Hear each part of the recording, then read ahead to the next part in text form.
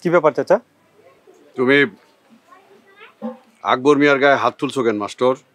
কেন তুলছে আপনি জিগার নাই? কি জিগাইব? আমি তো চাই দেখি যে আপনারা দুইজন স্কুলে বইয়া ঢলাঢলি করতেছেন। আমি ওনাদের বললাম যে আপনারা স্কুলে এরকম নোংরামি কাজ করেন না, এটা একটা স্কুল, পবিত্র জায়গা।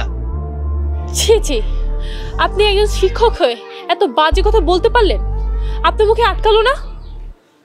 দেখো মা, তুমি আমারে চাচা কইয়া ডাকছো, আমারে তোমার গার্জিয়ান মানছো। তোমার ভালো মন্দ দেখার দায়িত্ব এখন আমার। এই আপনার ভালো মন্দ দেখা? এই মেয়েটা আমাদের গ্রামের মেহমান, আর আপনারা তার নামে মিথ্যা বদনাম দিচ্ছেন।